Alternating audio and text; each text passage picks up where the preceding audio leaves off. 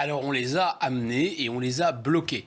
C'est une opération qu'on pourrait décrire comme la réponse du berger à la bergère. Le berger, c'est la Biélorussie, et la bergère, c'est l'Union européenne, poussée par les États-Unis pour finalement imposer des sanctions économiques à la Biélorussie. Et la Biélorussie se défend de cette manière, qui est une manière extrêmement cynique, épouvantable, vraiment tout sauf élégante.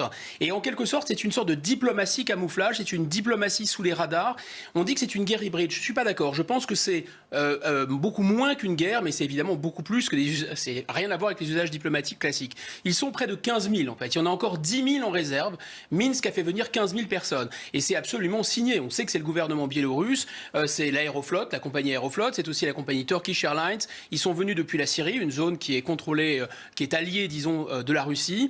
Et ils ont été équipés avec des sécateurs, avec des haches, et ils ont été projetés sur la frontière. Donc, il faut bien comprendre que ce qu'on nous présente comme une crise humanitaire, une situation humanitaire, pour nous tirer des larmes de crocodile, sont à la fois, c'est doublement offensif. C'est-à-dire que la Biélorussie n'est pas animée de bonnes intentions, parce qu'elle a fait venir des gens dont elle ne veut pas, et qu'elle jette sur les frontières de la Pologne. Et deuxièmement, parce que ces migrants eux-mêmes, ou ces potentiels réfugiés, en réalité, sont très offensifs et très agressifs.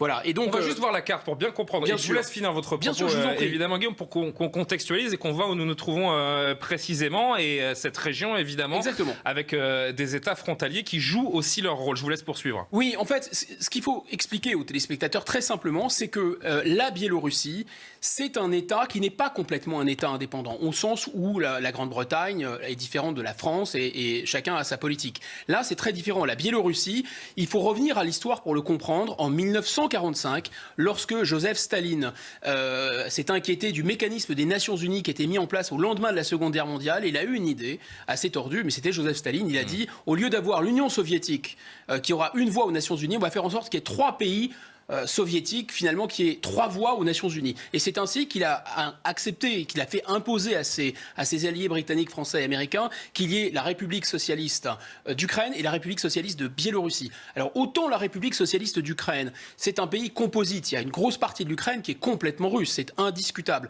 Mais il y a une autre partie de l'Ukraine qu'on appelle la Galicie, qui est proche de la Pologne. En revanche, en ce qui concerne la Biélorussie, aucun doute n'est permis. La Biélorussie est 100% russe. Autrement dit, tout ce que fait M.